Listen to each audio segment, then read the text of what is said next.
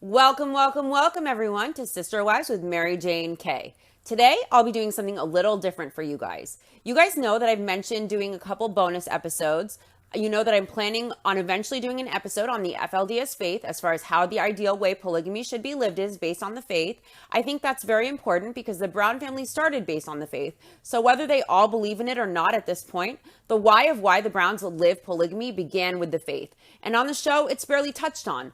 I have an inquisitive mind and I want to know more and I want to be able to understand the Browns. And in order to understand them, we need to understand why they chose the lifestyle and how the lifestyle is meant to be lived according to the faith so that we can see if the way Kody lives polygamy is in accordance with the faith. I also eventually will be doing a bonus book club episode regarding becoming sister wives. There are some contradictions to what viewers are presented with on the show that I want to bring up. And there are also some incidents referenced commonly that I'd like to go over with all of you. And as always, I appreciate your takes so much. I'm just a viewer like everyone who listens to my podcast or who watches the show Sister Wives, and you guys bring so much to the table for me to look at. And when you bring things to the table for me to look at, it helps me to look at things from different perspectives that I may not have noticed had you guys not provided your input. So I appreciate it so much. It's invaluable to me. I will proceed with season 1, episode 6 next weekend. Normally I post the next rewatch episode late Saturday, but occasionally I get to it earlier when I can. Also, please remember to check out Cooking with Just Christine. As I've mentioned, if she gets enough views on TLC's website or Instagram page, she gets a TV show possibly. And I think the viewers would all love for Christine to succeed with her passion of cooking. So let's get into today's bonus episode. We are going to be talking about true crime, a murder-suicide involving the founders and original owners of Caille in Sandy, Utah. Of course, Caille is a world-famous restaurant Meri and Kody dine at for their 20th wedding anniversary. And Caille is also the wedding venue of Aspyn and Mitch. I was innocently just Googling Caille, and I came across a true crime story involving not only a planned Christmas murder-suicide, but a $4.7 million lawsuit won by a business partner of the victims. There were also allegations of an affair and a malicious prosecution involved as well. There's the Netflix documentary or the Lifetime movie. I had never heard of this, so I read every article I could, and I'll post them all in the links under the show description for those interested. So first, for a little background on Caille. Caille is an upscale French restaurant that now focuses on events. It's built on 20 acres of property. It has operated since the mid-1970s. The grounds not only include Caille, but 4 residences, a vineyard, a variety of animals, and swan ponds. The murder-suicide happened on Christmas Day 2010, and the property was up for sale for $19 million because of a lawsuit where $4.7 million was awarded to a former partner, Mark Hogg, who sued for breach of a partnership agreement. In March 2010, Mark Hogg was awarded the $4.7 million over a contract dispute with Steve Ronofson, a founding owner, and his other business partner, David Johnson. And David Johnson is Steve's brother-in-law and also the brother of Steve's wife, also a founder of Caille, Lisa Ronofson. The Ronofsons took in Hogg when his father wasn't around, and they were like Hogg's family, according to Hogg's attorney, Jim Magleby. Hogg tried to settle for years, and he was willing to take less than he was awarded, according to his attorney. The lawsuit began 5 years previous to the planned 2010 Christmas Day murder-suicide. So around 2005, it all began. Hogg had a 33-year relationship with the Ronofsons since he started at Caille as a dishwasher at just 13 years of age, with partners Ronofson and Johnson. I just want to credit the article where I found this info as well as all the others I used in my research. Again, the links will be down below in the description, but this info is particularly from the Salt Lake Tribune, and the article is titled, Caille Deaths Followed Lengthy Legal Battle. And again, I'll provide all the links. Hogg joined the 2 business partners as they built the Stone French restaurant by hand on its 20 acres that include the swan ponds and gardens and vineyards and the 4 residences. Johnson bought the restaurant from his father in 1975 for $300,000. Mark Hogg rose from a dishwasher at 13 to executive chef, accepting a 4% partnership in Caille. In 2004, Hogg's wife accused him of having an affair with another employee, according to court documents. And this was an employee of Caille, and she slapped him across the face in the kitchen of Caille in front of everyone.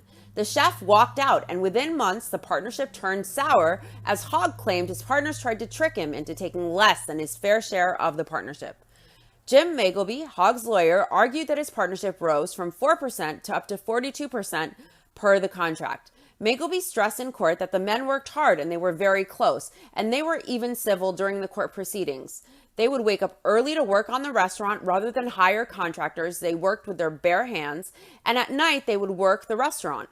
Johnson and Ronofson's lawyers argued that Hogg was asking for a disproportionate amount of money from the business. That amount forced the sale and close of Caille. Attempts to settle failed, and the case went to the 3rd District Court in February of 2006, and in 2010, a jury found that partners Ronofson and Johnson breached their 1993 partnership agreement with Hogg, and they unlawfully took control of Hogg's share of the business.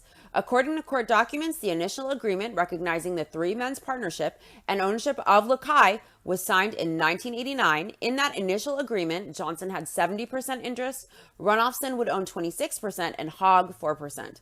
The agreement was then amended in 1993 to include provisions regarding what would happen in the event of one of the partners' deaths. Hogg was awarded $4.7 million, including punitive damages. The jurors also found that Hogg's partners were responsible for a 2005 malicious prosecution scheme that resulted in Hogg facing criminal charges for misappropriating Caille money and for fraudulently receiving over $240,000 by improperly obtaining a credit card in the company name. The county prosecutor dropped the charges. In court, Magleby, Hogg's lawyer, stated that when Hogg again refused to sign documents giving up his share, the business partners Johnson and Ronofson threatened him again, and 4 days later they filed false criminal charges with the police, accusing Hogg of a second-degree felony that would result in 1 to 15 years of jail time had Hogg been convicted. Ronofson and Johnson also secretly schemed to transfer assets out of the company, and they contrived a plan to eliminate Hogg's ownership in Caille. Sotheby's Real Estate International listed the 20-acre property at $19.9 million. The property sold for $10 million. The settlement of $4.7 million forced Caille into Chapter 11 bankruptcy, so the property was put up for sale, and Steve and Lisa Ronofson were devastated by the loss of the restaurant. The family was attempting to appeal Hogg's lawsuit, but a settlement was reached, and they were then able to sell Caille, and Hogg cut his $4.7 million settlement to $2.5 million. Hogg's lawyer says the settlement vindicates Hogg and his motives. He took less than he was entitled to make sure everyone involved was still left with something, Magleby said. Hogg also accepted a lower settlement because it means Caille would survive even if under new ownership. Eric Johnson, the son of partner David Johnson and the nephew of Lisa and Steve Ronofson, who worked at Caille, says the court verdict and the judgments and the fear of the Ronofsons losing their way of life may have led to the death pact. They were deeply depressed by losing the restaurant. Eric said the deaths were due to the lawsuit taking away their lives and their reason to go on living. Hogg's lawyer insisted that the two partners refused settlement offers they could have taken and gone on with their lives, so the case had to go to trial inevitably. Steve Ronofson, the co-owner of Caille, and his wife Lisa were found dead by hotel staff in a hotel room at the Provo Marriott on Christmas night in 2010. The police believe the two, Steve, 56, and Lisa, 57, made a pact to end their lives together.